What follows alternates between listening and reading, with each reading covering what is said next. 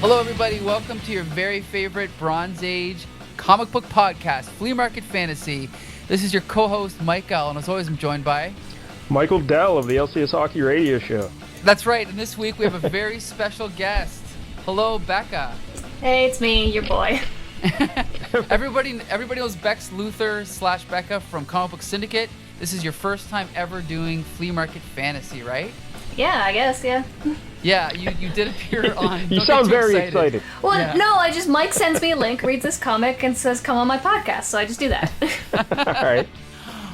So anyway, so yeah, there's actually a reason that we had you on this week. It's because we're doing a Black Canary story, right? And I know you like Black Canary. Is it a girl character? Yes, I like her. Exactly, right. And it's funny because I've known about the story for years because it's drawn by Alex Toth. And so when I was digging through, the issues to try and find where it was, lucky for us, it appeared in an issue of Adventure Comics. So there's actually 3 other stories, right, Mike Dell? Yes. Lucky for us. Yep, and I know you love Golden Age characters, and 2 of these stories are Golden Age, stories, kind of. So we'll talk about that later. Mike Dell, you can take it from here. Well, let's get some more background on Bex Luthor here. Becca, how did you get into comic books? Just kind of was one of those things that I was a big nerd as a child, and I just read comic books all the time, like whatever I could get my hands on. We were super poor, so like I would go to the library and it's like, what are these things? And there's like cool girls in pleather on the cover. I'm like, I want to read them. And then when I was like 13, there was a show on TV called The Comic Book Syndicate, and I was like, these people are in comic books, and I started watching it. Look at that, Michael. And then like 7 years later, I ran into Mike at a bar. Well, that seems about right. He just hangs out at bars in his Batman shirt. And then you started appearing on the show as a guest, right? And I went from Yeah. there. And then, Mike actually enjoyed the bad jokes I made, so he let me come on again in the show. So I just become a regular, I guess, which has been cool. Now, Awesome. did you have a favorite female superhero when you were younger? Oh, Carol Danvers is always my favorite. Oh, that's right. Yeah. Because we For should sure. say you've also become like the Comic Book Syndicate cosplay expert, correct? As expert as one can be with minimal skills, yes. But like when you guys had your conventions, you would always judge the cosplay contest and stuff, right? Yeah, so I'd be the one to help organize that kind of facet of the convention, just because for some strange reason people like me and they want me to do stuff, so I'll do stuff for them, right? Now, in this Adventure Comics 418 from 1972, the lead story is Supergirl, and then we have Black Canary later on. Have you ever dressed like Supergirl? No, but she's on the list. I have pieces of that costume in the works, but I also have pieces of like 30 costumes that I've just never finished. So she's on the list.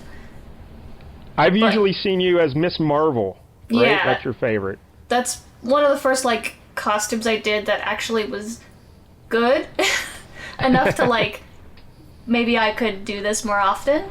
But yeah, there's a whole bunch of characters that I would love to cosplay. I mean, I was planning on doing a lot of stuff this year, and it just didn't work out. Pandemics. Mm-hmm. Are you dressed like Black Canary right now? No. That's disappointing. The only thing more disappointing is that Mike L. is dressed like Black Canary. That's the only reason I agreed to do this. The That listeners is will very never strange. see it, though. Yeah. Ugh. All right, Mike L. So Adventure Comics 418. I mentioned the cover here. The lead story is a Supergirl. Do you want to just get into the cover, or? Well, are we going to talk about what about all your research, Mike Dell? The creators and all that, or? The only creator I researched was Alex Toth. We'll talk about him later. Sure. Okay. But maybe here's some background on the Supergirl story. I guess for those who don't know, Supergirl's real name is Kara Zor-El. Superman's There cousin. you go. That's all the research I had. That's Now, all we need to know. she's Superman's cousin, Michael. That's right. And her first appearance was Adventure Comics 252, 1959, created by Otto Binder and, I don't know Arn Plastino, I believe. Is that right? Al Plastino. Al Plastino. Yeah. All right. Spell check. terrible. And then there's some other characters in here we should mention. Nostalgia Luthor. This is Lex Luthor's niece. Is this any relation to Bex Luthor? No. I've actually never come across this character before this story, so. Well, her nickname is Nasty, because that first name is Nostalgia. That's very confusing. So her nickname's Nasty, and I guess she was like kind of Lex Luthor to Supergirl. You know what I mean? Like she was always getting in her business, and she actually had her own motorcycle gang called Nasty's Nasties. So that's pretty good. Yes.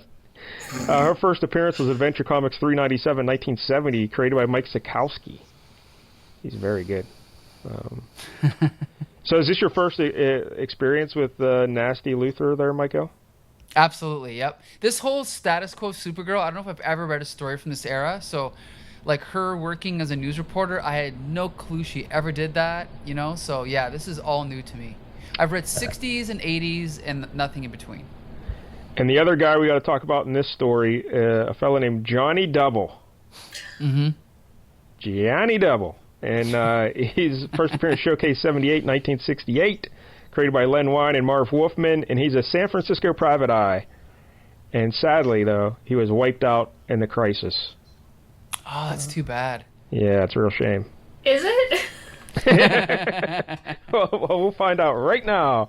So let's get in the story, Michael. Well, let's talk about the cover.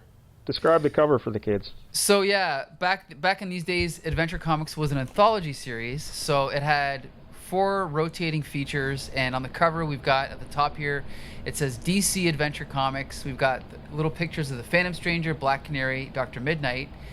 52 big pages. Yes. Don't take less. Only 25 cents. This was during a war DC was having with Marvel about page count versus price, and to skip to spoiler alert, DC lost, and they had to cancel half their line because of it. Whoops. So anyway, yeah. But this was during the explosion followed by the implosion. So anyway, Adventure Comics, we got this really cool picture of Supergirl in her mid-70s costume, and it says Adventure Comics starring Supergirl.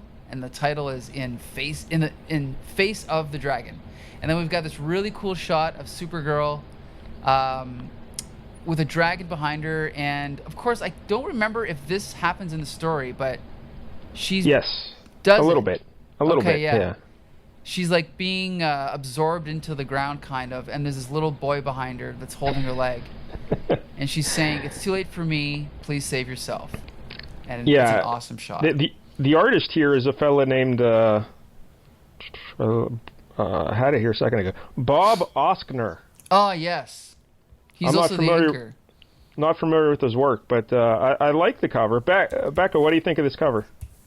I like the hot pants. Good hot pants. Yeah. They're great. Yeah, Supergirl looks great. Like her pose, just the flow of her, the figure there, it's great. Maybe like a little bit racist. I mean, yes. Let's talk about the little kid. Tones? Just gonna say it. It's like maybe the little kid. Oh, I'm sorry, but the little kid's like pulling on Supergirl's leg. And do you have an issue with him being colored yellow? Is that the issue? I mean, it is a caricature stereotype to draw a race this certain way that was of the era, I'm sure, that does carry on throughout the entire issue. Yeah, a little bit. But my issue with it is, look at the kid's face. He looks like a little Ted Koppel. Are you guys familiar with Ted Koppel? Yes, of course. No. He was an American news personality for many, many years. But yeah, Google up a picture of Ted Koppel and then look at that little kid. That's basically who it is. It's pretty strange. I just want to point out the composition of this cover is like flawless. Like, look at the way Supergirl's standing, the way her cape fills in the empty spot on the side, and then the little kid is framed by her leg and the cape, and then like the dragons on the left, and you could draw like a perfect X through this cover. You know, that's actually. Go ahead. Well, I was just going to say the only thing I don't like is like the little kid, like his face as Ted Koppel looks much more realistic than anything else in the cover. You know what I mean? Yeah, it's like over rendered. Yeah. Yeah, it's like all great comic book art, and then you get Ted Koppel there, and it's like, what's going on? Yeah, you're right. So anyway, so this is, again, I've never read any Supergirl stories from this era, so I assume this is the only one like this. But basically, this is written like a hard-boiled sort of film noir detective novel, right? From the point of view of Johnny Double. Yeah, Johnny Double's providing most of the narration. Right. Although not all of it, which is a little weird. Yeah. Like there's a break there where Supergirl is kind of providing it as well. But so Johnny Double. Private Eye. So Johnny Double is narrating, and we are introduced to a scene in San Francisco in Chinatown, and we see a guy running away from something, we don't know what, and then he turns around and he's like, please keep back, keep away, I'm sorry, I betrayed you, forgive me, and then he just gets incinerated, right? Yeah, we see like a dragon's face. Yeah, the dragon's incinerating. Face. And then again, this is I've never seen this in a Supergirl story, so I thought it was so cool. We cut to the next scene, and it's almost like a Batman story where she's standing there with the police, helping them investigate the crime. I thought that was really cool. And, it's a great shot of Supergirl there again. Bex, how do you feel about this Supergirl costume? It's kind of like she's wearing a blue blouse with long sleeves. I love the outfit. I would wear this outfit, like, just not as a cosplay, like, just out. The long poofy sleeves and the high-waisted hot pants, that's, like, trendy right now. It's like a 70s resurgence. I would wear that today. But I'm looking at this panel, and all I see is, like, difficult to tell, but he was Chinese, and he's incinerated. Like, how do you know that? Yes, that's a good point. The cop says, it's difficult to tell, but he was Chinese, all right. That's all we know about him. But there's no man there. No, there's just, like, a burned-out silhouette on the side of a wall. And he's like, oh. But they know he was Chinese. He was Chinese, all right. I can tell. All right. Good detective work, lads. But the other thing about getting back to the Supergirl, you're calling them hot pants there, Bex. Like, it looks weird. Like they're kind of like frilly underpants. Like the edge around the thighs are kind of like frilly, almost like little kid underpants or something, which I thought was a weird choice. Well, Superman wears his undies on the outside. Why can't Supergirl? But I guess it's the frilly aspect of it. I don't know. It seems like she's a girl. It has to be frilly. Well, you know if you look at like the cover, though, it's more of like a trim versus a frill. Yeah. Yeah, so, on like, the cover it definitely does look like there's little black dots around the side, making it look like a so I think it's just not translating well to the smaller image. Right. Well, speaking of costumes, though, let's talk about Johnny Double, because then he's on this crime scene, he's smoking a cigarette, and he's wearing like a suit coat, and a blue suit coat, and an orange turtleneck. How do you feel about that costume, Bex? Is that good? Ugh. What temperature is it in San Francisco right now? Because, like, I know. Every girl is wearing shorts, but he's in a turtleneck and a jacket. Yeah. Because he's always cool. He's always cool. Johnny Double. When do we get his name? Because he says his name that's a little later. The next page. No. The next panel. Well, that same panel where he's smoking the cigarette, he says, "Me, my name's Double, Jonathan S. I'm a private investigator." So when I first read that, I'm like, wait, his name's Jonathan S? Like Double Jonathan? I was very confused. It took me a while before I realized his name was Jonathan Double. Yeah, Mr. Jonathan Sebastian Double. Yeah. And like you... Oh, go ahead, Bex. No, you keep going. Well, I was just going to say, like you said, Michael, he's a San Francisco private eye, so basically it's Sam Spade, Dashiell Hammett, Sam Spade. Right. And he's also, you also get a lot of Raymond Chandler in here with the way the dialogue's written, at least his narration is written. Sure. Going for that hard-boiled private eye. Some of it's good. Yeah, some of it's... Yeah, I mean, we should quickly mention, this is written by Len Wein, who... Yeah. I think he wrote something we've done... Right? Like Fantastic Four or something?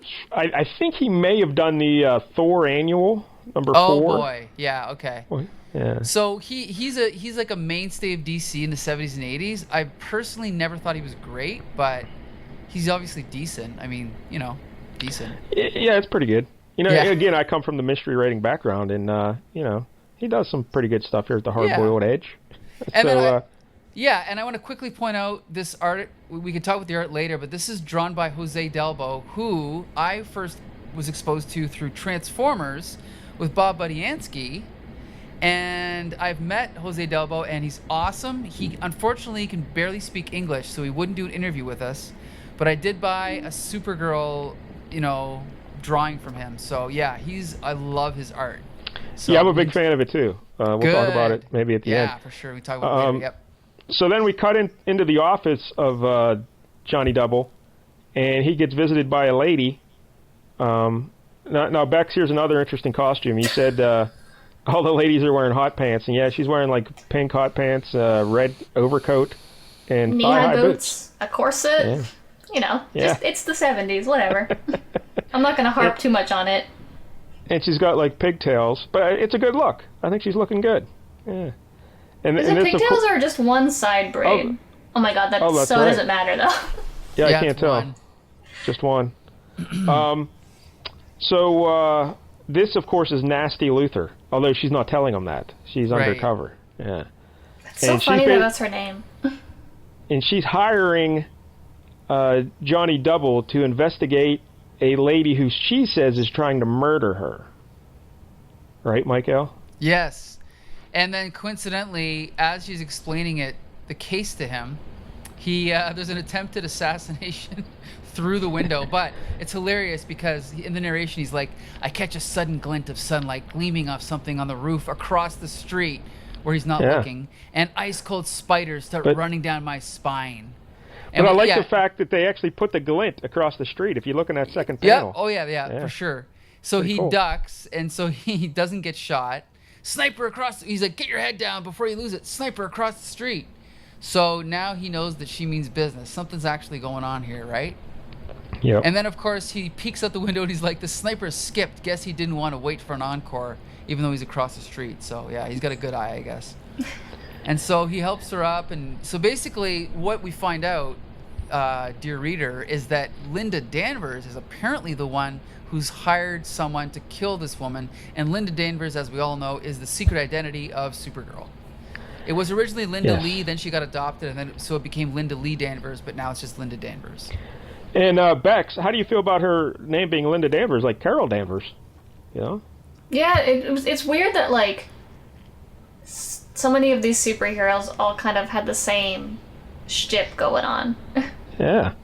Michael, do you think that was intentional that they named Carol Danvers that? Yeah, it gets even weirder because then we have Carol Danvers. Then when they did the TV show, instead of calling her Linda Lee or Linda Danvers, they just called her Kara Danvers. So now it's one letter off, well, two letters off from Carol Danvers. Yeah. So it's, even more confusing. So anyway, so then Johnny Double's like, okay, well, I'll take the case. And then he's like, hey, wait, I don't even know your name. It's Beans. So yeah, she leaves. Yeah, I love that. Because nothing screams hard-boiled detective more than a guy saying beans. Yeah, you're right. He probably can't swear. There's got to be something better than beans, but whatever. Yeah. So what's her name again? Nasty. Yeah, Nasty Luthor. Let's just call her Nasty. Yeah, she's happy now. A good name for a villain. Just call her the bad guy. Yeah. So then we cut over. So she's happy because her plan has been set in motion. We cut over to Linda Danvers, who's a news reporter.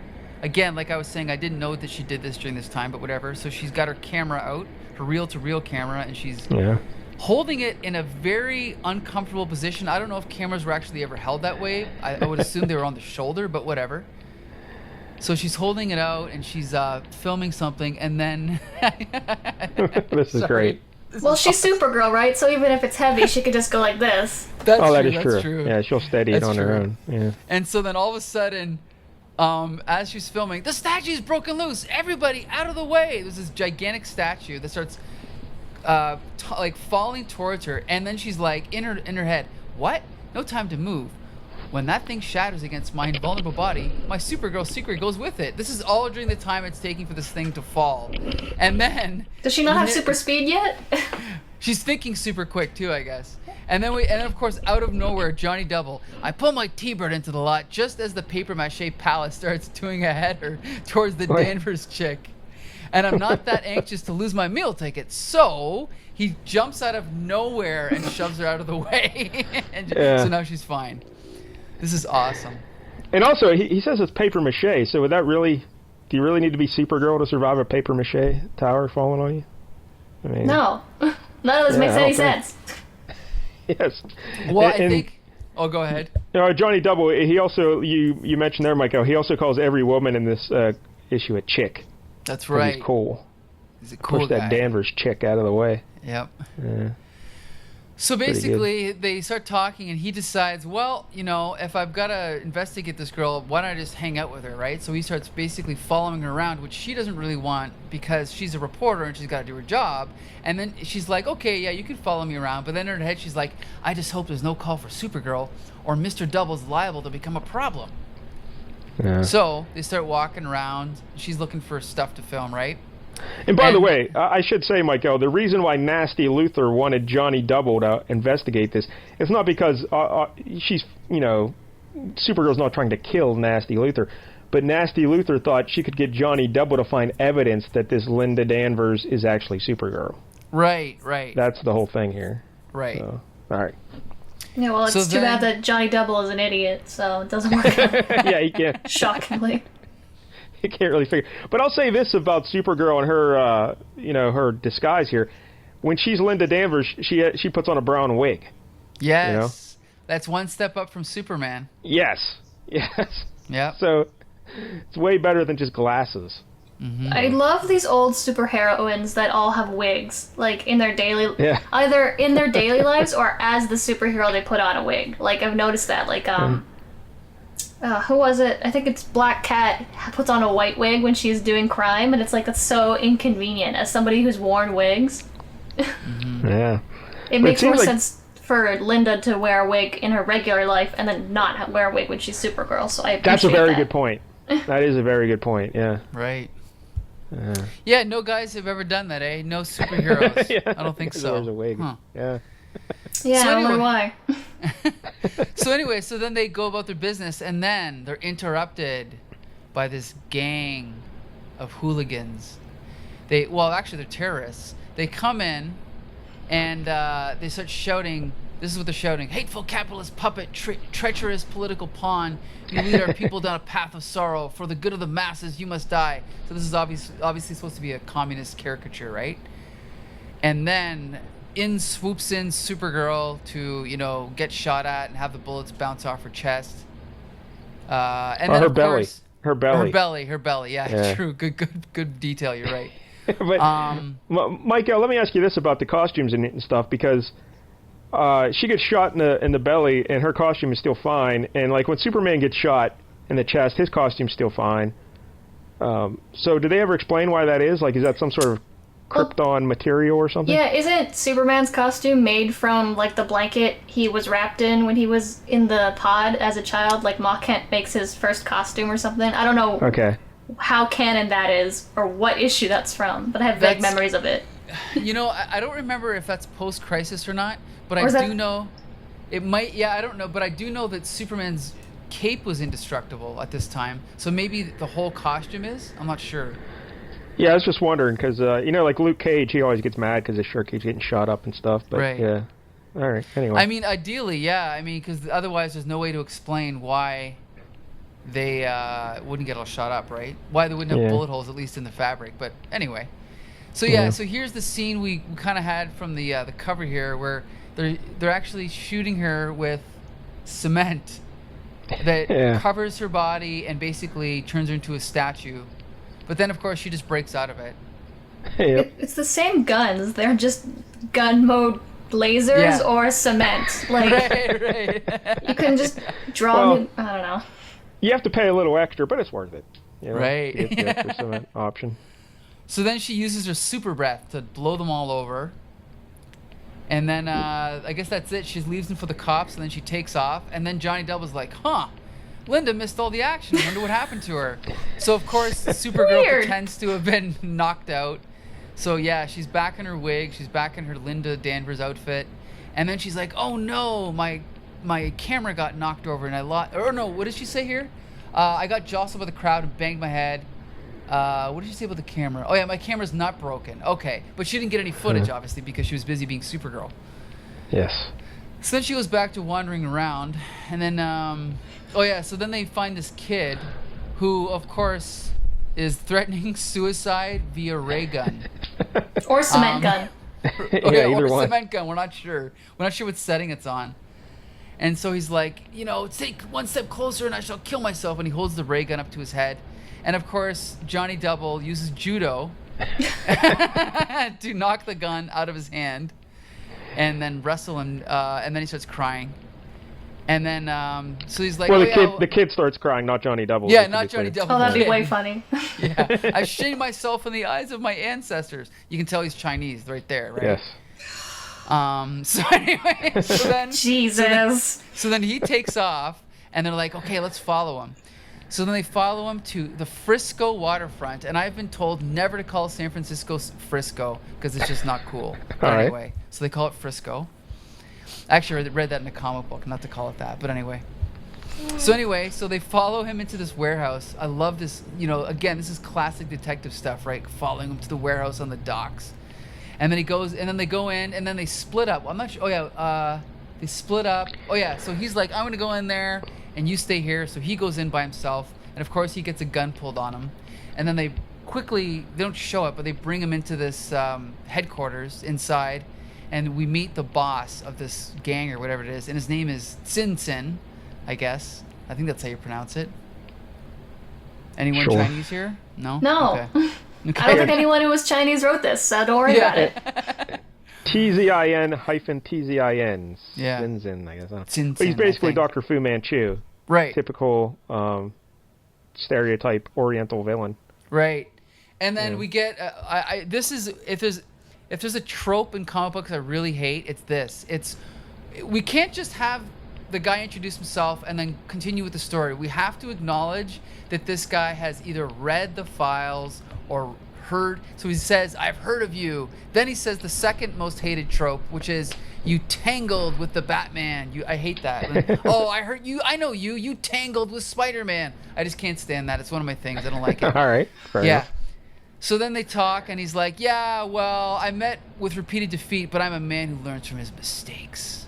That is why I'm here now. And so basically, he's got the kid, the same kid that he followed in there, and he's like, I want this kid to prove his loyalty to me, so he orders him to shoot him. He's like, eliminate Mr. Double. And the kid can't do it, right? He doesn't have the heart, so he throws the gun down. He's like, spineless fool. I gave you a chance to redeem yourself, but you've proven you're unworthy. Now you will share Double's fate. Destroy them both. But then Supergirl comes in, right, to save the day. And then, of course, there's a dragon. And, of course, there's a dragon. Why not? It's China. And this, of course, the following scene makes no sense because the Exactly, dragon yeah. attacks Supergirl with fire. So then she's wrestling with this dragon, and she's in her head. She's like, it can't use its flame if I can't open its mouth. So she's physically holding the dragon's mouth closed so that it can't shoot fire. And then she's like, there's something about this that's wrong, something that bothers me. Of course, what an idiot I've been. They called Sin the master of illusion. All I've been fighting is a mirage, easily dispelled by my heat vision. What? Why? That makes... Okay, so this thing was never there, but yet she was physically holding it and touching it and getting affected by the heat. And then, since when is a mirage dispelled by heat vision? I have no idea. Yeah. So that whole part made no sense. That is correct. Yeah, when I was reading it, and she's like, oh, special effects, I was like, so was it like... is it like a Mysterio illusion where it's like also maybe robotic? But no, she's like, nah, it's an illusion. I'm like, is it real fire? What's happening? Yeah, she was physically straining to keep its mouth shut, but it's just an illusion. Just an illusion. Now, if it was Mysterio, I believe his illusions, even though they're in people's heads, they actually do affect them, right? It depends on like what Mysterio, right? 'Cause sometimes it's just illusions, and sometimes he does like actual special effects props. Okay. So like sometimes they're actually physically something, but it's just like it's not a dragon, it's like a mechanical dragon or something. Or it's like it's flamethrowers, but I don't know. It's just And then, like, he gets in your mind, right? This is just... We're spending a lot of time on a dragon that's not actually there. Yeah. That is correct. To me, they could have solved that with 2 seconds of better dialogue, just saying it was a real dragon that she just burned with her heat vision. Why not? But anyway. Well, where do you get a real dragon, though? You know? Good point. She's Good an point. alien. That's true. Maybe it's an alien. Right. It's Yeah. an alien dragon. That would have solved everything. Well, she's an alien. Why can't dragons Yeah. exist if aliens Right. exist? Good point. So then Johnny since- Double exists. Dragons yeah, can exist. exactly right. So then, since then, even though he's now really upset because now he's been beaten again, so he's like, "They'll never take me alive. I'll not be humiliated again." He just jumps out the window. Just dive bombs right into the water. Right. Don't you and love then- when buildings are on the water? Like, they're just... Yeah. Right. Very all the windows convenient. just lead to fresh water. It's Right. easy. Easy escape.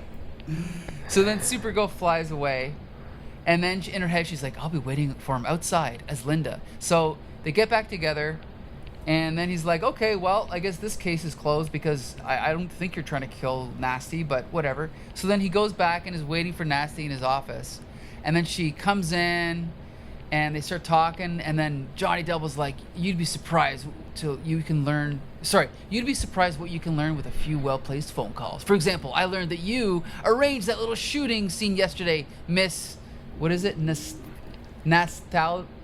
Yeah. Yeah, good luck. Nastalthia? There you I have go. no Miss idea how Nasty. to say it. Yeah, Miss just- Nasty. Nasty's way. Miss Nasty if you're nasty. Yeah. Right. So basically, yeah, like, I mean, I'm sure regular readers of the book would have known this, but she does work with Linda Danvers at the TV station. Wow. Yeah, that's weird. Yeah, it's just like And, Lex Luthor working with Clark Kent at the Daily Planet, you know? Right. Like So I guess they're rivals for the same job, and so her solution was to frame Linda Danvers for attempted murder. And then Nasty's response is, "But I didn't mean. I mean, that's not the reason. That is I." And then that's it. He just cuts her off. "Sister, I don't care what your reasons were. Linda is a nice chick. She sort of saved my skin. You just don't put down on friends. You owe me 1 day's pay. Mail me the check. I got a feeling that check's not coming." Yeah. And then that's it. She's like, "You stupid gumshoe. You had a chance of a lifetime in your hands and you blew it." And then she leaves. And then, of course, we get the little ending. "Funny, both times I saw Supergirl, Linda was nowhere around. And somehow Weird. the super chick knew my name. I wonder, nah, I'll never get that lucky." The end. I feel bad for Nasty because she's Yeah. surrounded by morons. One of whom is Supergirl. Like, she's just like, "She's Supergirl, can't you see that?" And everyone around her is Yeah. like, "Nah, that sounds stupid." And she's just going crazy because she's the Why only one won't who anyone knows this. listen to me? I feel so bad for her. And then at the end here, Michael, you read, when she says, "You stupid gumshoe, you had the chance of a lifetime in your hands and you blew it." What do you think she's referencing there? Like, what was his chance of a lifetime? To reveal Supergirl's identity? Is that what she's referring to? That's a good point. I don't know. I mean, it makes sense for her because she's a reporter. It would be like the story of a lifetime. But, I mean, he's a private detective. It wouldn't Yeah. matter to him if he found out who Supergirl was. Yeah, it's a little weird. Is he going to sell Okay. that to some supervillains? Like, he's at least a decent guy. I don't know. Nothing Well, I makes mean, sense. He's got a decent turtleneck, so he's got to be a decent guy. So there it is, Supergirl, Johnny Double, and all that. Bex, what'd you think? I had fun. I liked it. The art was nice. It was like, I love this kind of classic style where Yep. the backgrounds aren't too cluttered and it's just like cool action shots. Honestly, for a comic about a female character written in this, like, drawn in the 70s, she's not like hyper sexualized. I mean, I understand her legs are like out all the time, but she's Yeah. drawn like cool sometimes. Like, when she's flying out the window, she's all glittery. Like, I don't know. The little girl in me really enjoys the fact that when Supergirl flies, she glitters. It just makes me happy. Yeah, I love this art, Michael. This is classic comic book art. If I could draw like Absolutely. this, I'd be very happy. Yeah, I mean, I can't say enough about this art. Like, if you, it reminds me of Jim Aparo, the way it's just very simple and straightforward, but like the storytelling's perfect, the page layout, the everything. Like, it's just, it's like I think if I were to see this as a kid, I don't think I would appreciate it. But looking at it now, it's like you realize what good it is. Yeah. Yeah, it's excellent. I mean, the story is okay. It's not bad. I definitely enjoy. Like, I enjoy it enough that I would want to read more for sure. I think I like this. Like, this is a better era for Supergirl than early '80s, because I tried to read early '80s Supergirl and it was terrible. So this is much better. Yeah, I was intrigued about the whole secret identity thing, and like, you know, her having a secret private life and all that stuff, and she's kind of doing the Peter Parker thing with trying to get the photos of Supergirl in a way. Right. You know what I mean? Like working as with the camera and stuff. So I don't know. It wasn't bad. Right. I enjoyed it. I like this nasty Luthor. I'm a big fan of the too. nasty Luthor. Yeah. It was I definitely love better her. than I thought it would be. Yeah. Yeah. She's my favorite. Alright. I'm gonna look up more stuff about her just because I just feel for her so heavily. Yeah. She's just trying so hard. I'm a big fan as well. All right, so next we got the Phantom Stranger, Michael. That's right. So I was going to eventually pick a Phantom Stranger story for Flea Market Fantasy. I was gonna go for, I won't even reveal what issue I was gonna pick, but it was gonna be a Bronze Age comic. I'm not sure if you came across this in your research, Mike Dell, but this is actually a reprint. This story, eh? Yes, this is originally Phantom Stranger number 2 from 1952, correct? Right. So this is actually in between Golden and Silver Age. This is the lost age of DC characters. So this is, they weren't really introducing any new superheroes, so this is kind of a horror mystery type character that they did eventually use, though, and he came back and he was in Justice League for a while, and he had his own series in the 70s, and then I think he's still around here and there. I think he was in the cartoons, right, Becca?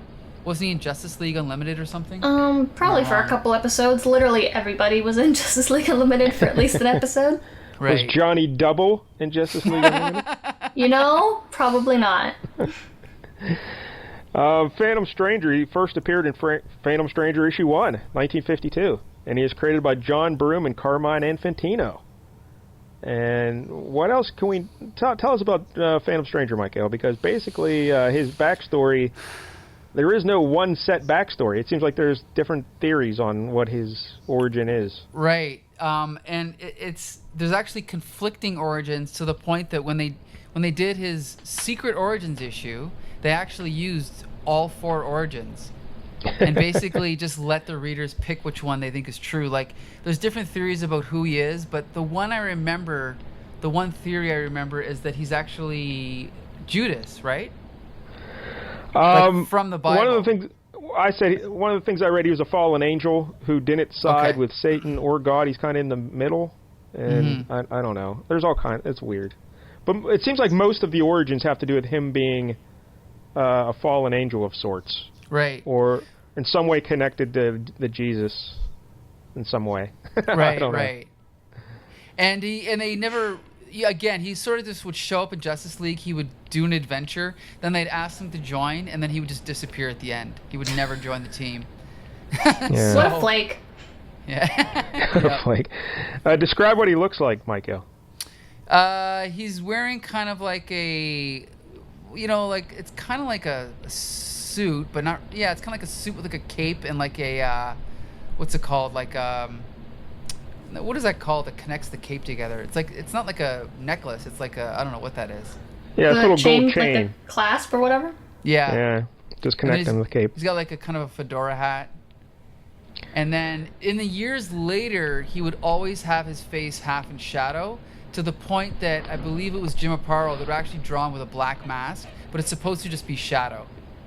But in this early story, they kind of show more of his face.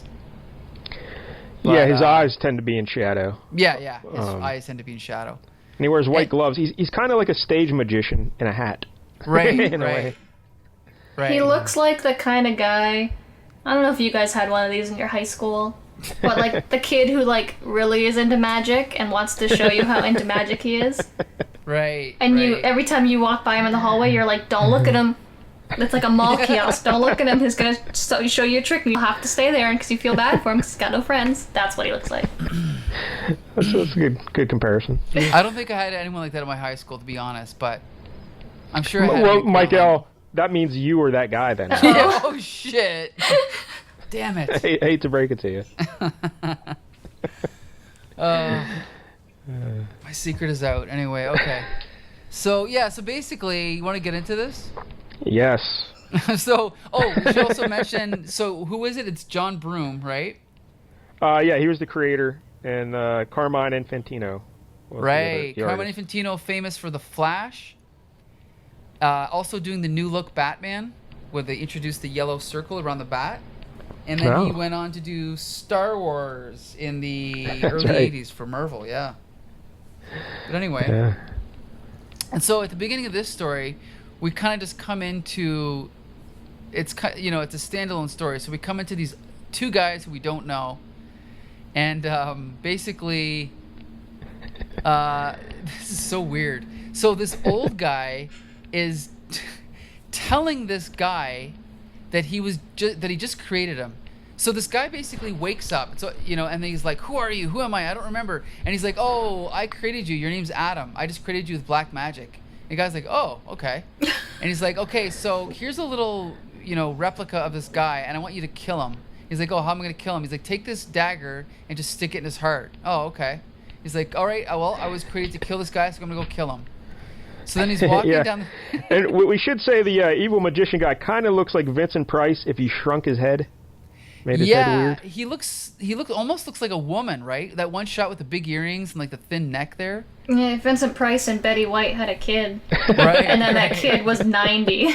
Yeah. You're very good with the also, comparisons. Yeah. I would really like a small doll of my enemies just to have. Where do you get those? Can we get like 3D printed small dolls of all of our enemies, and then we could like have them on the show? Now, when you say that, would one of them be Michael? Is that Probably. what you're alluding to? No. All right. But Michael, before we get into the next page of the story, these old comic books, they always have these like full pages of little advertisements for things you can send away for, and some of these are spectacular. Like I don't know if you see the one. It's highlighted in blue. Look impressive anytime. Enjoy an exciting, romantic, quick change to suit your mood. Basically, you can send away for a Van Dyke beard. Wait, no, it says send for mustache, sideburns, and Van Dyke at once. What the hell? See, Wow. looking at that picture, I wouldn't think that it's the beard that's fake on that man.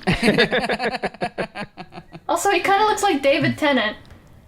Yeah, good point. Good point. And you can get them in any color you want. And like the mustache is $2. Deluxe mustache is $5. Wow, that is really a deluxe mustache. $3 price hike. Sideburns $3. Deluxe sideburns $5. You really got to pay for the deluxe. But yeah. Jeez. Anyway, all right. I mean, we could probably do a whole segment just on these ads. They're ridiculous, but yeah. Yeah. I don't think it's in this issue because I wanted to finish reading the Black Canary things. So I jumped ahead to the next issue and I read that as well. And there was an ad for a Raquel Welch pillow. Really? Yes. I wonder what that was for. Awesome. All right, yeah, anyway. exactly. That was before blow-up dolls. Anyway. Okay, so then I love this scene. So then the guy's walking on the street and the Phantom Stranger's like, "Hello, Adam." And he's like, "You know my name? I know the names of many lost souls. Where have you been?" So basically, he tells him, he's like, "Oh, he's like, I was just created." He's like, "How could I have been anywhere when I've just been created and brought to life by a wise man named Veli? Adam, what are you talking about, and why are you carrying that dagger?" I think it's weird that Phantom Stranger knows who everyone's name is, but he doesn't know what's going on, but whatever, that's fine. So he's like, "Let go of me, I have an urgent task to perform." So he breaks away from the Phantom Stranger. So the guy manages to go to this guy's house that he's going to kill. So he goes into the window, and the guy's hanging out, just pouring some coffee. He's like, "Adam, what's the meaning of this?" He's like, "I'm going to kill you. You are a menace to mankind." And then Phantom Stranger comes in, I guess, through the same window. He's like, "Adam's acting like a murderous madman. I've got to stop him." So once again, we got some judo, right?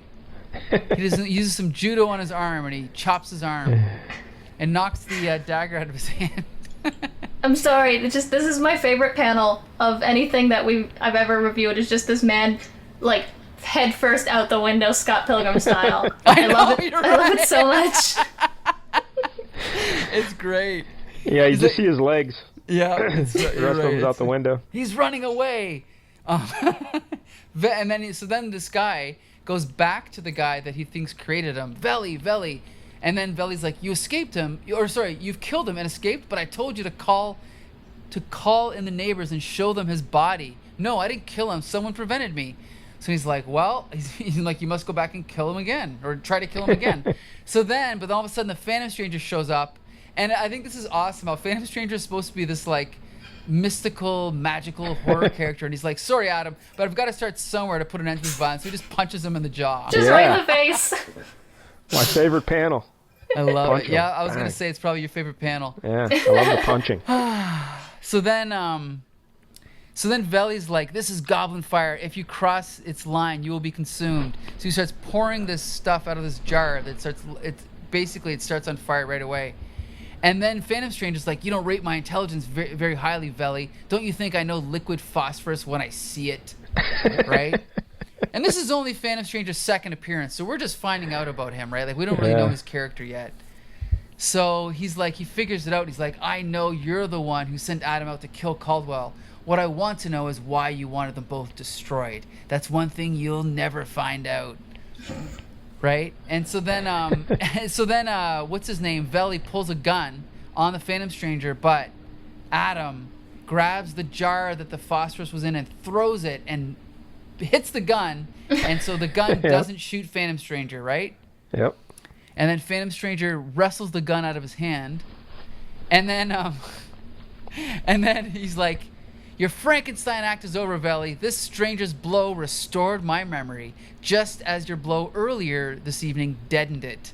My name's Adam Horton, and I am the assistant district attorney. Caldwell, my boss, assigned me to prove that Veli's been using phony magic to scare the gangs of the city into making him their chief.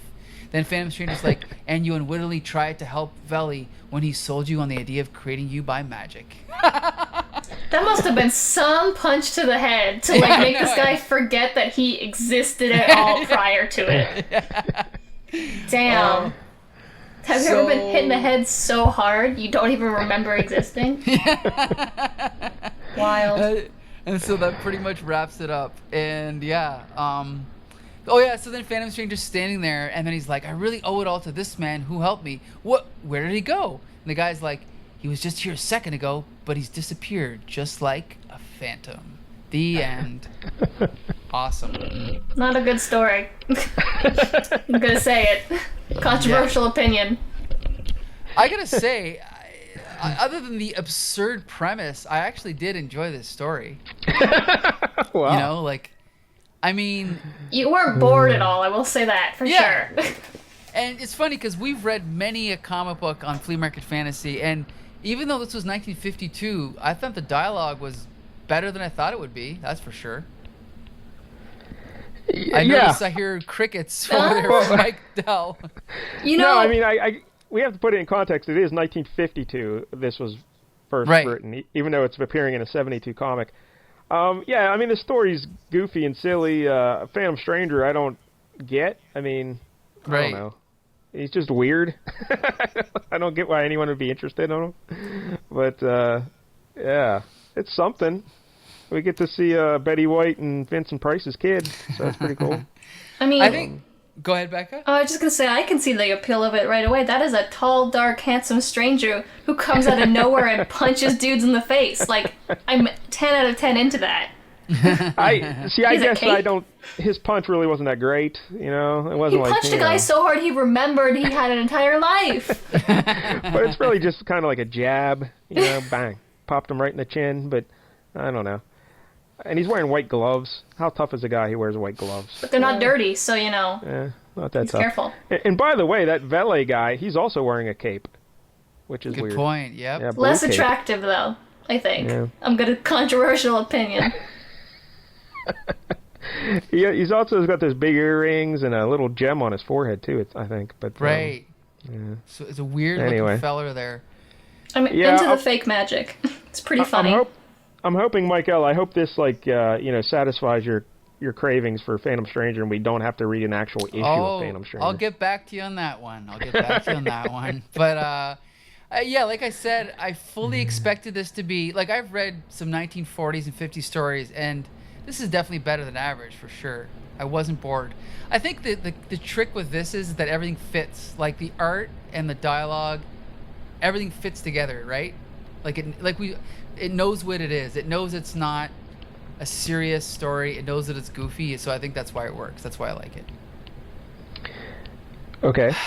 I will say that, like, when I first read it, I read it in the context of, like, I thought it was written in the 70s, and I was like, ooh. But knowing that it was written in the 50s makes it better to me, somehow. Sure, Yeah. Of course. Yeah. It's fine for what it is. You know, it's fine. Right. I'd read more. If this was, like, if I was a 13-year-old girl in the 50s, I'd be like, yeah, Phantom Stranger, for sure. This is kind of like the old 30s radio shows and stuff. This character's somewhat little like the Shadow in a way, or right. The Whistler. Have you ever heard the old radio show, The Whistler? No, never heard of the Whistler. No. Somewhat like that. So. But yeah, that's the thing is this is the 50s when superheroes were not really popular, and so yeah, he was definitely not like a typical superhero. Yeah. Yeah. Sorry, Michael. Now the main event. That's right, the main event, folks, but not the last story, the second last story. So this is Black Canary, drawn by Alex Toth, and written by Denny O'Neil. Have we talked about Denny O'Neil before? Yeah, I think so. Yeah, really quickly, I'm not sure, Bex Luthor, if you know who Denny O'Neil is? Tell me about him. Okay, so he first became popular, I believe, by revamping Batman with Neil Adams. And kind of after the Batman TV show was canceled, Denny O'Neil and Neil Adams kind of made him serious again. And they introduced Raj Al Ghul and that kind of era when they tried to make him realistic again. Then he revamped Wonder Woman, unfortunately, and gave her the white suit. Oh, he's the one who turned her into a secret agent? Yes, that's Denny O'Neil. Yeah. Ew. Then he revamped Superman and took away all his powers. There's a trend here. Then he revamped Green Lantern and Green Arrow and teamed them up, and they're the ones that gave Green Arrow his what's it called, goatee, his blonde goatee, and his different costume. Okay, and then well, wait a minute, Michael. Did he give him that goatee, or did he send away by mail and purchased it? Yeah. It was $5. Yes, right. for $5. No, we'll never know. He could have got his own beard. Right. So anyway, and then he became basically the editor for Batman in the 80s, and that's pretty much it. So that's what he's famous for. And then he was also at Marvel. He wrote he wrote Spider-Man for a while, and Josh and I can attest that his Spider-Man stories were the worst Spider-Man stories we've ever read. Oh. Wow. Yeah, ever. Shucks. Yeah. And then did you want to talk about Alex Toth, Mike Dell? Well, first Black Canary. Oh yes, Black Canary. Let's talk about Black Canary. We talked about her a little bit when we did that one Justice League issue, but her real name here is Dinah Laurel Lance, which is a nice name. Her first appearance was Justice League of America 75, 1969, created by Denny O'Neil and Dick Dillon. And she is the daughter of the original Black Canary, because there was a original Black Canary way back in the day. And, and she was with, like, the Justice Society of America, right? Right. And Black Canary, she's just like a normal lady with, like, judo. She's really good at judo, because you like the judo, Michael, so she's really good at judo. Right. But she also can scream really loud, right? Like, right, which I think, I don't think her mother could do that, right? I think only she could do that. Her mother could do it. I think her mother could do it, but it was because she was cursed by some sorcerer to do it. And they or maybe it was a retcon of this Black Canary, because I always get confused with Crisis and all that. Mm-hmm. But this Black Canary, apparently she has the meta gene, so she's kind of like a mutant, so she can scream like that. So just for the record, if you want to talk about Earth 1 and Earth 2 confusion, Black Canary is the absolute worst of them all, because I believe what happened was they had Black Canary in Justice Society. Then when they brought Justice Society back, I think it was something like, they were like, well, how can Black Canary still be like 20 years old when the character was created in the 40s? So they said, oh, well, you know what? Actually, this is Black Canary's daughter. Then later on, they said, well, that doesn't make sense enough. So why don't we just make up a story where the soul of the original Black Canary is put into the daughter or something. I'm probably getting it wrong. I just know that it was way more convoluted than it needed to be, you know? In comic books? Yeah. Trust me, this is the worst, the absolute worst. But anyway. But we don't need to know any of that for this story, right? We just need to know that she knows judo. Yeah, let's get into the story. We'll talk Alex Toth afterward when we talk about the art. So basically, we start off with what is it, en medias res, Mike Dell, when it's in the middle of the action? Yes, and this is also, the story is also framed as we start off in the present, go to a flashback, and then come back to the present. Right. So so Black Canary's standing there. She's got these guys holding a gun to her head, and there's some women in the background. We don't know what's going on. So she flashes back to explain how she got to this point. So we see her sitting in her bedroom, I guess, daydreaming about Green Arrow, her boyfriend, sort of. Who doesn't do that? Yeah, she's admiring his store-bought beard. Look at that. Right. She's looking right at it. Yeah, and so she's like, oh, what am I going to do, you know? I don't have any transferable skills other than judo. So she's like, look at this. She finds a little ad, and wanted woman to teach class in Oriental self-defense techniques. Apply in person. She's like, I know that. I could do that. Right. So then we also have to point out, I didn't realize this, but she also has brown hair, and she wears a blonde wig. I completely forgot about that. And so she puts on her blonde wig and her superhero costume, and she's like, I'm going to go there as Black Canary. And her fishnets. Don't forget the fishnets. That's right. So then she mounts up the motorcycle, and she drives into this rough neighborhood. She goes to this place called the Women's Resistance League. And then she goes in, and she's talking to, like, the secretary or whoever this is that works there. Or maybe it's the boss. Yeah, it's the boss. And she's like, hello, I've come about the position you advertised. And so, oh, yes, you look familiar. Have I seen you before? Okay, blah, yeah. And then, yes, you're the Black Canary, right. Tell me, can you live up to your reputation, honey? And then what happens, just like any other job interview, she a man assaults you. Yeah, from behind. She's like, if you mean, do I know judo? The answer is yes. Let's see. Timothy, Tester. So this guy grabs her from behind, and then we see some accurately depicted judo moves. And sound effects, of course. Ha, ha, ha. Gotcha, little old birdie. And then hoof. And then she's basically chopping him in the face, in the hip, kicking him in the kneecap, and then flipping, grabbing his leg and flipping him down. And basically, we see all the stars floating around his head, so now we know he's knocked out, right? But I love this page, though, because we get like 1, 2, 3, 4, 5, 6, 7, 8 different images. No panel breaks at all, just one large page. Right. And it tells the sequence of events, and it's just great stuff. Right. And then Black Canary's like, want to try again? No need. The job's yours. So that's it. She got it. So, no time is wasted. And so I have to read this part. So she's like, mind telling me... so she's like, I'm Bertha Kane, president of the Women's Resistance League. Mind telling me its purpose? To make women equal to men in every way, including physically. We're tired of being dominated by male strength. Sounds good. Where do I start? And where? Right now. And back through there in our new gym. Your first class awaits you. So then she basically goes in and meets this group of women. And she, in her head, she comments how rough and tough they kind of seem. So, and she wants to start off by giving them some history. And the boss is like, nah, just skip that. just get to the judo. It's like, okay. So then we see some really long shots of her, testing some moves on these women and training them. And then she's like, okay, that's all for now, dinner break. And then in her head she's like, they learn quickly, as if violence was native to them. So something's amiss, right? So shockingly. So then she goes down to the basement. We get this great shot of her walking down the stairs into this dingy basement. And it's but why is she going down the stairs, Michael? Read the thoughts. Maybe if I find a quiet spot in the cellar for some rest and reading. Yeah, she's carrying a book. Just go into someone else's basement. Right.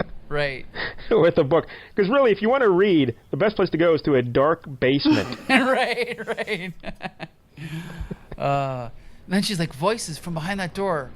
And then we hear, uh-oh. She's like, they're holding my class at gunpoint. So there's some gunmen holding these people at gunpoint. And these gunmen are wearing like ghoulish masks. Right. Like, I don't know. How'd you describe them? But just like ghouls. Kind of like monsters. Yeah, they're kind of like undefined monsters, kind of. Kind of. Like sort of skeleton-y face looking. Yeah, but like the kind of Halloween mask you probably get in 1972 or whatever this was, right? Exactly.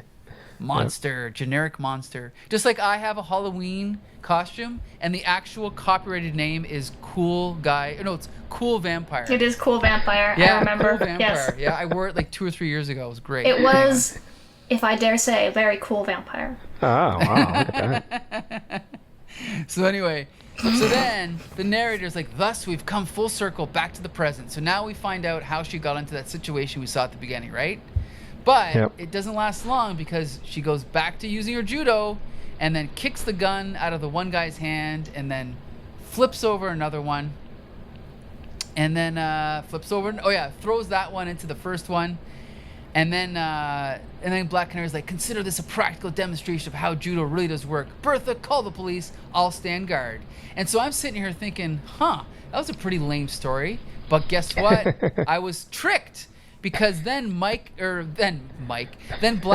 gets knocked out by Bertha, and we see that actually these guys were all in on it. Shouldn't have done that before, boss. The broad nearly crippled us. Had to wait till it was over. I didn't want her racking me up too. Does this change our plans any? No, it just adds a step. Well, what are we waiting for? Finish her off! And they're going to shoot her. So we don't know what's going on. But guess what? Mike, Dell, and I both read the next chapter, right? Oh. Yes. Did you, Becca? No. Well, we won't spoil it then. Should we you spoil can it? spoil it. Yeah, let's spoil it. Go ahead, Does she Mike. wake up? Yeah, she wakes up, and these ladies here, Bertha Kane and her ladies, they're planning a big to free one of their boss from prison or from the authorities. I guess their boss is being transferred by the cops, so they're going to free her. And so they tie up Black Canary and put her in the back of the car, and they're going to go free their boss. And they said, then we'll kill Black Canary, and we'll pin everything on Black Canary. Like she was the one doing all this. Mm-hmm. So we'll get off scot-free. But of course, Black Canary escapes and beats them all up. And it turns out, who are they trying to free from prison, Michael? Oh, that's right, Catwoman. Yeah, Catwoman. Dope. Very cool. So Bertha and her little ladies here are all Catwoman's lackeys. And just so you know, Becca, I believe that is the only 2 Black Canary stories he did, because I followed up and he did do more adventure comics, but the next one he did was Vigilante, the cowboy version of Vigilante. So, yeah. If you read one more issue, you'll have the whole story. Okay. Probably for the best. Yeah, so Becca, how'd you feel about the story here? You know, just typical feminist shenanigans. Yeah. Right? Just a group of women learning judo for self-defense. Not suspicious at all. In this grindhouse. Not the best. Like, when she goes... I'm a little confused by all this, Michael. Explain this to me. So she's up helping them learn the judo. She just gets done with it. She's wiping her face with the towel. Then the next panel, she's like, well, I'm going to go downstairs and read. And then she gets downstairs. Those same women are now in the other room, in the basement. And it makes no sense, yeah. And the guys holding them by gunpoint, I guess technically they weren't holding them by gunpoint because they're all in it together. Like, because it sounds like they didn't anticipate having to kidnap Black Canary.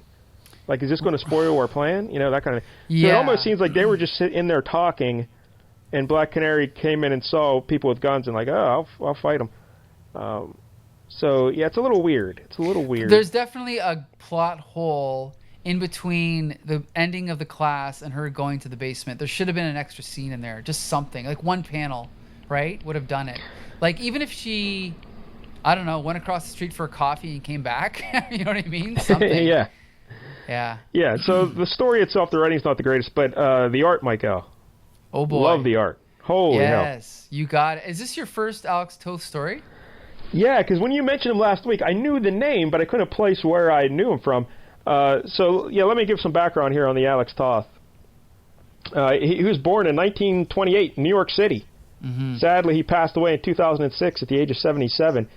He was the son of Hungarian immigrants, and he sold his first freelance art piece at 15.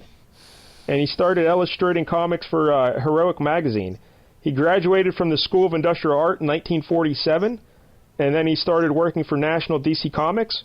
His first work was Green Lantern, issue 28, 1947. Mm-hmm.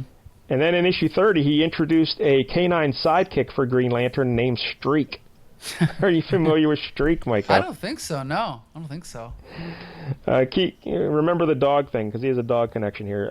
So then he did All-Star Comics 38 and 41, and those issues featured the original Black Canary when she first met the Justice Society and joined the team. So he has a connection to the original Black Canary as well. Then in 1952, Toth and writer Robert Carringer co-created Rex the Wonder Dog, another dog. Right. Yeah, look at that. Alex Toth. He was drafted into the U.S. Army in 1954, and he was stationed in Tokyo. When he returned to the U.S. in 1956, he settled in L.A. and worked for Dell Comics, no relation, until 1960, when he became the animation director for the Space Angel TV show. Do you know Space Angel, Michael? No, I don't think so. Nope. Yeah, neither do I. Becca, did you ever hear of Space Angel? No. Sounds like something I'd be into, though. Yeah, I never heard of it either. But that led him to being hired by Hanna-Barbera. And then he became the storyboard and design artist behind Space Ghost and Super Friends. That's right. So that's how I know Alex Toth. And I believe he designed the Super Friends, like their actual character sheets. Yep. Yeah, because I've seen those, all of them, Batman, Superman, Wonder Woman's costume. It was just tweaked ever so slightly for Super Friends, and it's like the perfect design in my opinion. It's great. So this is Adventure Comics 418. That was the first one he did of this series. He also did 419, 425, 431, and 495 to 497. So 7 issues between 1972 and 83. So not a lot of. If you like Alex Toth, you can find those, but not a lot. And then Green Lantern, he did issues 28, 30, 31, 34, 338, and that was 47 to 49. He also had a lot of work in House of Mystery and House of Secrets. We love those, Michael, those House comics. That's right. He did 2 issues of Detective Comics. Issue 174 in 1951, and then he came back and did issue 442 in 1974, and that second issue featured Batman. Have you ever read that, Michael? No, but it's on the agenda for sure. And he... Oh, go ahead. Oh, sorry, I thought you were going to ask Mike if he had ever heard of Batman. Oh, no, he knows the Batman. I know that. How'd you feel about that, Michael? On this Black Canary, no, I think it was the Supergirl story. They referred to Batman twice as the Batman. Do you like when they say the Batman? Yeah, but it's also them just trying to be cool, right? Like, it's clearly them trying to be cool. All right, fair enough. Most of Toth's work was like out of superhero stuff. It was like westerns and romance stuff early on. So he didn't do a whole bunch of superhero stuff. And he only did one superhero book for Marvel, Michael. Do you know what it was? X-Men number 12, I believe, right? That is correct. X-Men 12 from 1965. I'm definitely going to go back and read that. Yeah. I want to see how he did the X-Men. He died at his drawing table of a heart attack. How about that? That's sad. But he died doing something he loves. I hope to one day die while doing flea market fantasy, Michael. Oh. And sadly, if you ever pick another Sandman issue, I'll probably kill myself live on the air.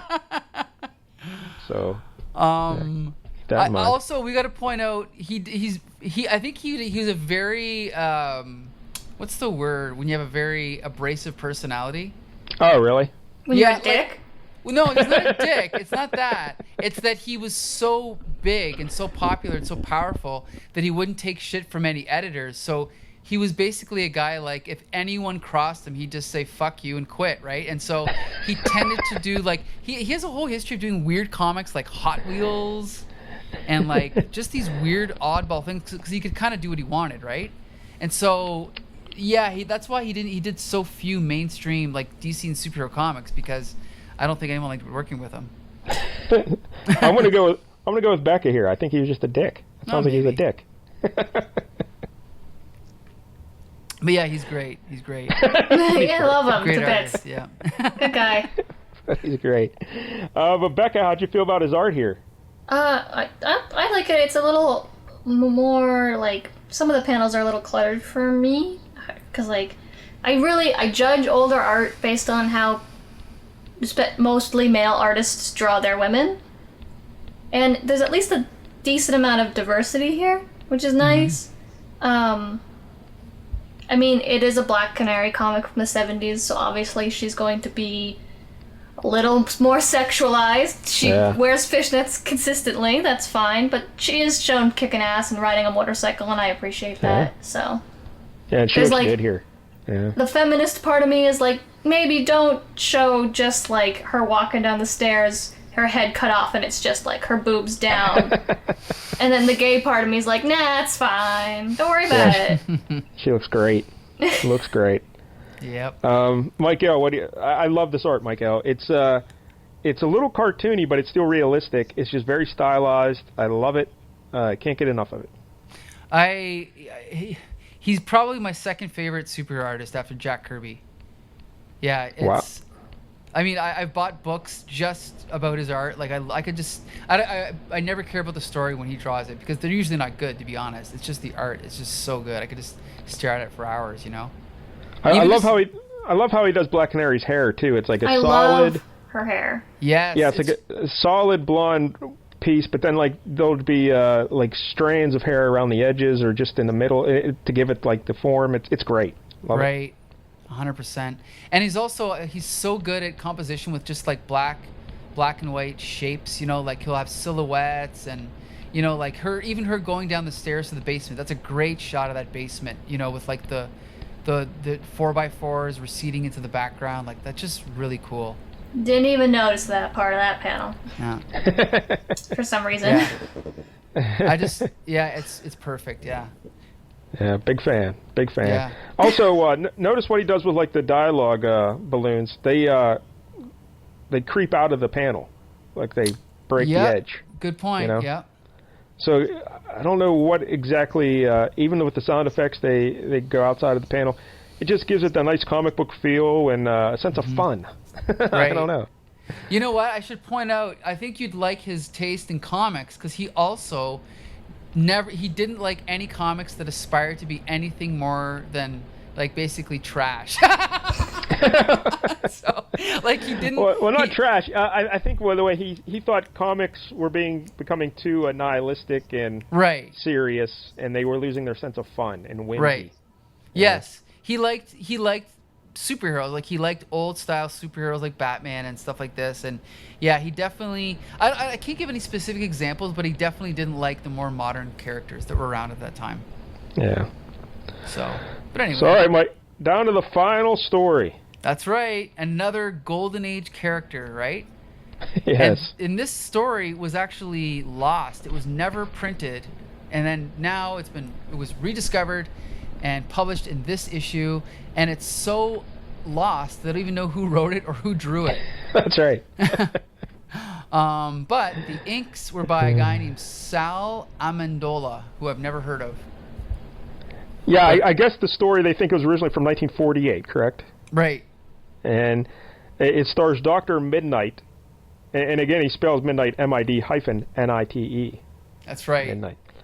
We've talked about him before on the show, but just to remind people, his real name is Charles Mcnighter. First appearance. Sorry. What, Michael? Why? You're laughing at Charles Mcnighter? Come on. I love superhero names because it's like, I'm definitely not Dr. Mid-Nite. What's your last name? Mid-Nite. Shut up. First appearance, All-American Comics 25, 1941. So he's one of the early ones, Michael. 1941. That's right. Created by Charles Reitzenstein and Stan Ashmeyer. And he was a doctor who had his eyes injured in a gang situation where the gang was trying to kill him. But then he discovered he could see at night. And he became Dr. Mid-Nite. And what other gimmicks did he have, Mike? Didn't he have some sort of a black ray or something? Yeah, flash gun or something. And some sort of like midnight bombs or something, right? Right. Yeah, turn everything black. So yeah. Oh, he also he had a pet owl named Hootie. That's right. I forgot about that. So that's pretty cool. That sounds cute. Hootie. That's right, Hootie the Owl. All right, Michael. And So we should get into describe the his story. costume, right? Describe his costume. It's kind of like Robin, right? Like he's kind of got like a red. What would you call this? Not a girdle, but like it's like it's not a shirt because it has a belt, but then it also goes over his waist. It goes around his waist as well. And he's got a green cape, black boots, or black pants, black sleeves, and then sort of brownish, grayish gloves and boots. And then he's got a cool black, like hood, or not hood, but like a mask, but then with yellow goggles, which I think are really cool, and then a little crescent moon on his head. Well, yellow framed goggles. Yeah, yellow the lenses framed are goggles, black. but the actual frames or the actual lenses are black. Yeah. Yeah. So anyway, so we're gonna get into the story now. So, so what is it, Dr. Mcnighter? Yes. Dr. Mcnighter with a D. Mcnighter is on the phone with a Mr. Lacey. And he's talking about, he's like, I finished my Echo flashlight, Mr. Lacey. Our campaign to help the blind is bearing fruit. Fine, Mr. Mcnighter.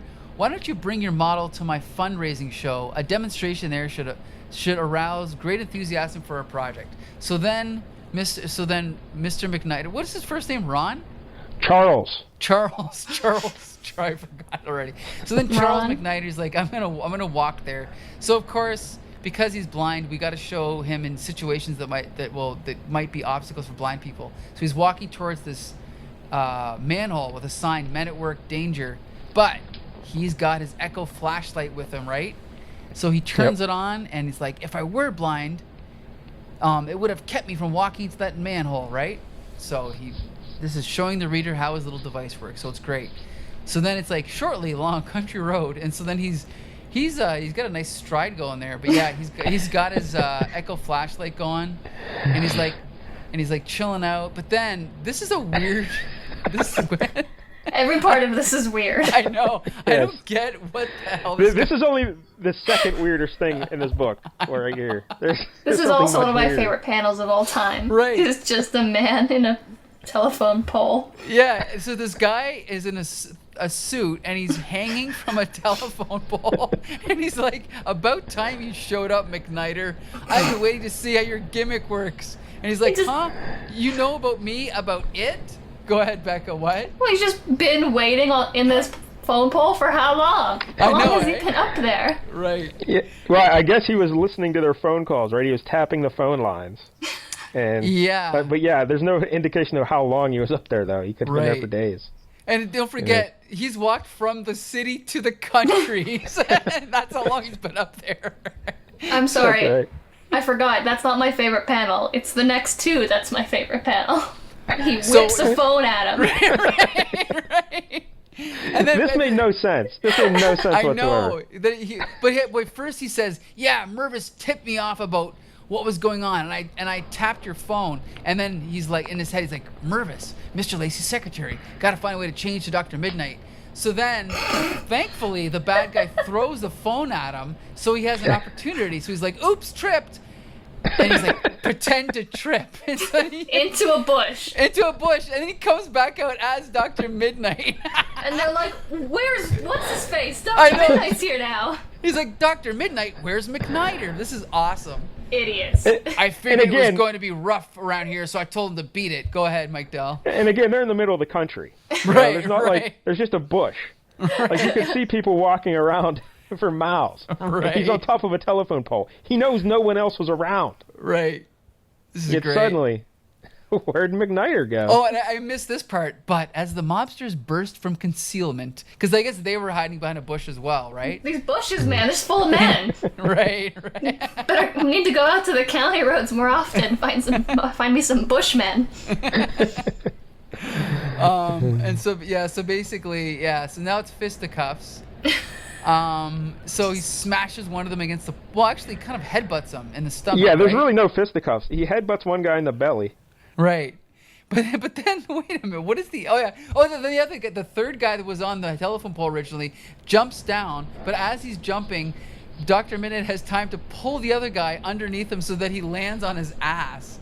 Yep. Bad aim, Coiny. Is that his name? Coiny or Coin? Coin. Yeah. And then he does like a karate Like kick. the Rockettes.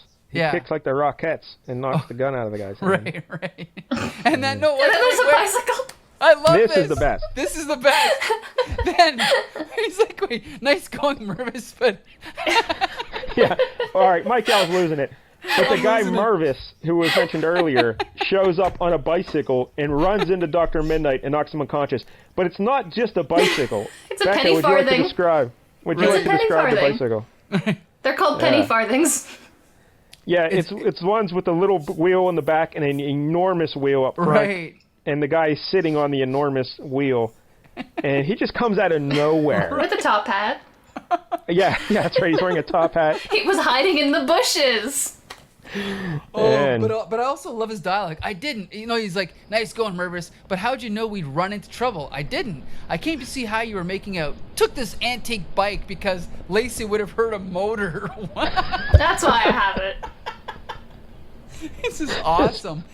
Oh, and then, of course, Dr. Mcnighter, so he's knocked out. Ugh! So then he's down for the count. So then, wait a minute. Hold on. Who said we've already covered the 2 best scenes in this book? Now, this is the best scene, okay? They tie him to the bike. And they push Mike Al's losing it. Mike's dying. Oh my god, they push him down the hill. So they tie him to the bike. Yeah. Facing He's forward. belly down on the bike. Yeah. And his feet are going forward and his head is over the rear wheel. So he's he going can't backwards down the hill, yeah. Just like barreling down this hill. And he's like, oh, I can't see. Well, I can use my flashlight. My Echo flashlight. The Echo flashlight, so that I can swerve through some... I don't know how he's steering with his legs. That's how he's steering. Yes. Yep. Okay. So, meanwhile, while this is all happening, there's also a car show.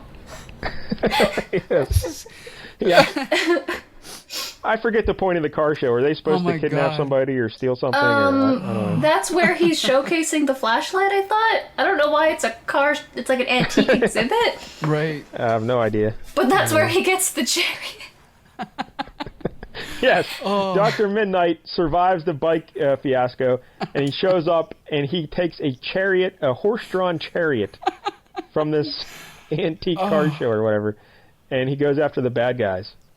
But Becca, when he drives into the bad guys, he cuts their tires with the spokes on the chariot. But then what happens? Well, after he cuts their tires, he somehow also hits the oil lit line in the car? Sure. Yeah, because the car crashes, Right. and the oil just squirts out right onto his face. Right onto his goggles. Like, oh, can't see. Oh. What am I gonna do now that I can't see with my eyes? So what does he do? He brings out that flashlight. Yeah, See? a special flashlight, the Echo flashlight. Oh. And so he can dodge the guys with a knife. I think he has a knife, right? Or something? Yeah, he's like stabbing him a whole bunch. Yeah, he's real stabby. So, but then Dr. Mid-Nite, pow, right cross, knocks him out. So, is Dr. Mid-Nite blind? All right. That's what's confusing. He's blind in his normal life, but he can see at night. And then to see during the day, those special goggles help him see during the day. But Right. he only wears those when he's Dr. Mid-Nite. Yeah, I think so. Why? Yeah, that's a good question. I think he's mainly effective at night, right? Yeah. But it's not night at all in this. No, it's not. Yeah, because she's asking the question because, like, did he even need to be sprayed by oil in the face? But I think No. so. I think his goggles help him see a little bit during the day. But I don't know. I'm not sure. Because at the beginning he says, like, oh, if I were blind, it'd keep me from walking into this manhole. Well, I think he's saying Yeah. he's not technically blind because he has his Echo flashlight. No, I think he meant like he is not actually blind. He's like, if I were blind, I think people think he's blind and he pretends to be blind, but he can sort of see. I don't know. The superhero who pretends to have a disability. Yeah, that's not good at all. That is not a good look. At Ugh. least Daredevil is, he's technically blind. Right. You know? But, yeah. All I know is this is the best thing that I've read in a long time. Yeah, I'm gonna have to agree with that. You think they'll do this in the new episode of Stargirl? Because Oh, I know hope Dr. so. Mid-Nite's in that. Oh, nice. Only if they have that scene of him tied to the bike, okay? What is That- Stargirl? I don't even know what that is. Stargirl's the new DC, like, CW show. So they're doing, like, it's just, she's just a DC character. I don't know how to describe Stargirl. She has, like, a staff that her dad made. Never Isn't heard. Oh, she the daughter of Star... Or Starman. granddaughter of Starman, right? Because Something like that. Yeah. And then, like, her dad builds her the question mark-ish staff, and she can, like, sit on it and fly. she can sit on it. But yeah, so, like, there's a lot of interesting DC characters that are in that show. So I know I'm sorry, but I totally forgot Starman existed until you mentioned the staff, and I was like, oh, okay, well, now Stargirl, that makes sense. All right. This story's a 10 out of 10. This is the best thing we've ever read. I've ever read on any show. Yeah.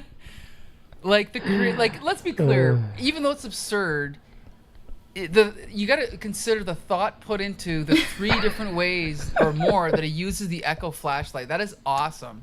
Yes.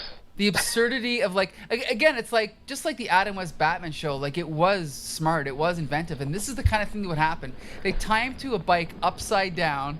He uses his Echo flashlight to navigate, and then he steers with his feet. Like, it's fucking awesome. But do they ever explain how he got out of the ropes? No, I don't think so. Yeah, I don't think so either. He's still tied to that bike. You know? No, but he actually says, use my feet to steer between the trees and rocks, then skid the bike off the road and stop it on the grass. So I guess once he fell over, he figured a way out of it. I guess grass just immediately cuts through ropes. Right. Yeah. Maybe once he fell over, he could figure it out. Anyway, then he steals a horse-drawn carriage. Yeah. Right.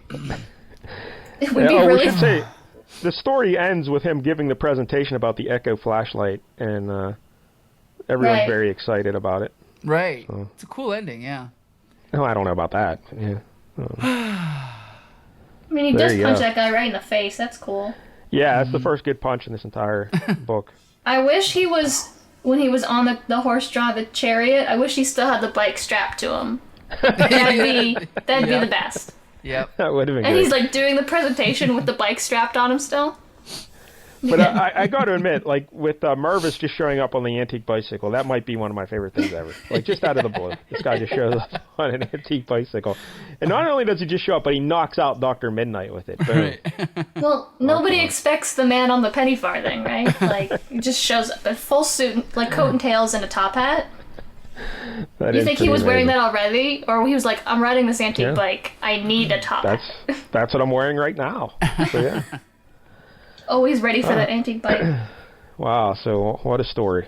What a story. All I can say is, what a shame that the writer is unknown. Yeah. Because whoever he is, he's a genius. The artist Genius. is unknown as well. Yeah. Yeah, the art is fine. Exactly. Yeah, it's good. Well, it's like detailed in a way that's not like claustrophobic. Right. It's and I mean, he drew that bike real well. Yeah, it sucks that we have no idea who this is, because Right.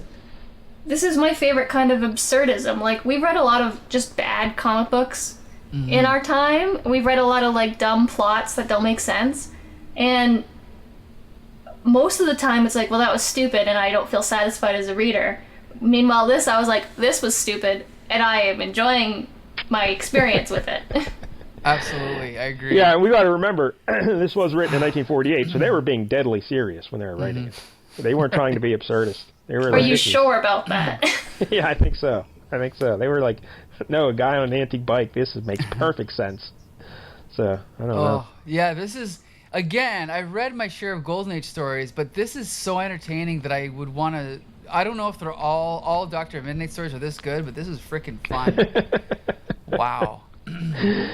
So, all right, I guess it's time to rate this book. Becca, what'd you think of the overall issue of Adventure Comics 418?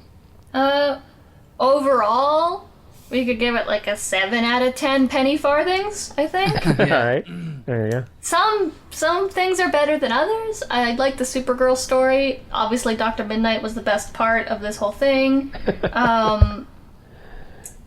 The Black Canary story was okay.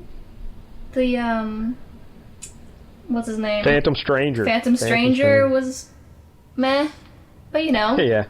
I will say they were all short enough to keep my attention, and I wasn't like, sometimes you're trying to just like get to the end of an issue and it's like great. Like at least these ones were all short enough that I was like, okay, cool, cadets, move on to the next one. So yeah, 7 out of 10.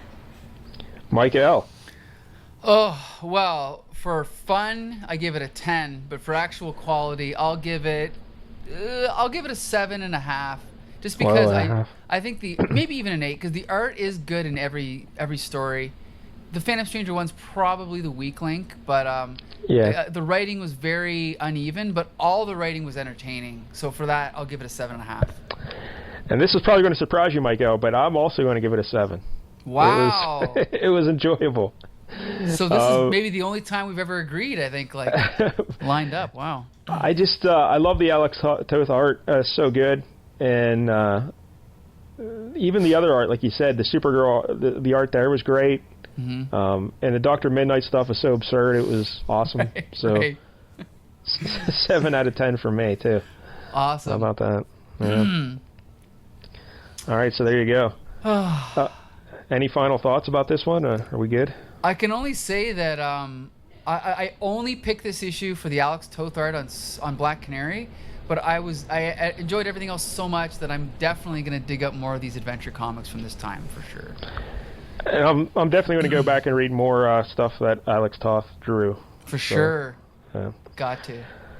All right. Well, next week, Michael, I'm getting a little tired of you always cheating with these DC anthologies. So, revenge, eh? Yeah, we're going to do something similar. From 1977, Captain Britain, number 26. Oh, nice. Yeah. Captain Britain, number 26. Okay. Yeah, this is like Marvel UK. So, like, the lead story is Captain Britain, and then they put in some reprints after. So, I'm going to make you read all of those, too. I'll have you know that this is another one that was on my list. Wow. Yeah, a friend of mine lent me a bunch of the trade paperback reprints, so it was on my list for sure. This story features Captain America, Red Skull, and Nick Fury as well. And the title of this book, and the reason I wanted to read it, Hickory Dickory Death. Oh, nice. So I'm very excited for that. Nice. And what else did I want to say about this? Yeah, I think that's... Oh, John Buscema is the artist. Oh, great. Yeah. There you So go. this is this printed originally in the UK, or is this an American publication? It's a good question. I think it's the UK because it's black and white, you know. Interesting. Okay. Cool. Yeah, Captain Britain 26 from 1977. Sweet. Okay, well, I definitely would like to thank Bex Luthor for joining us. Yes. Yeah, anytime you're like, hey, come make fun of some old comic books, I'm down. I mean, not that it's just to make fun of old comic books, but that's what I'm good at. Well, I would love to have you back. You were tremendous, although I can't promise that there'll be another antique bicycle in the next one. See, then maybe I won't be here anymore, because I'm only here for penny farthings. And please give our best to your cousin, Nasty Luthor. Oh, I will. Yep, she's great. Shout out to Nasty, my girl. She was the best. Should have done a side braid like hers. Yeah. Maybe that's Bex, who I'm cosplaying as. Bex, do you have anything to plug? Any projects you'd like to mention? Yeah, all the stuff that I'm doing right now. You know what? No, I don't. You should check out the rest of the Comic Book Syndicate's channel right. and all of their other content. Anything else that I've been on, some Spider casts, those were great. I really enjoyed. What was the stuff we did before? The Comic Book Syndicate? No, the podcast before Spider-Cast. Which one was that Quasar Chronology. The Quasar Chronology. Yes. You should watch and listen to every Quasar Chronology because, man, what a riot. It was some good stuff, and there's rumors that it might be revived for a short run coming up soon. know. Who knows? Some good stuff there.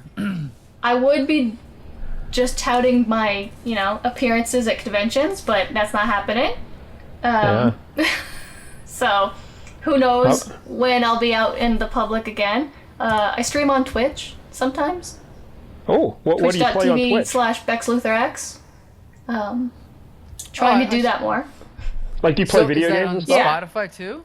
No, it's a video game streaming platform. Oh. What do you play? I play a little bit of everything. I've been playing a lot of Magic the Gathering Arena, like Stardew Valley, Sims, just whatever I feel like. Just variety streaming. I'm not like a league streamer. Like I'm not good at video games. I just like playing them. I was gonna say if you're streaming NHL 20, we're gonna. Oh God, I couldn't play a sports video game. Right. That's like I can't play sports in real life. I can't play sports in virtual life. Fair enough. But yeah. maybe you can play the Dr. Mid-Nite game. Is there a Dr. Mid-Nite video game, Michael? I doubt it. I seriously doubt it. Yeah, I'm a streamer. I only play Dr. Mid-Nite related video games. So I'm Twitch streamers #1 Dr. Mid-Nite streamer. Very good. All right. Well, thank you, Becca. Appreciate it. Yeah, no problem. All right, so yeah, we do a new episode of Flea Market Fantasy that drops every Tuesday. We do a different Bronze Age comic every week. You can find us on Spotify, iTunes, Facebook, YouTube, Twitter, all under Comic Book Syndicate, of course, as well as the Comic Book Syndicate website. So until next Tuesday, disperse!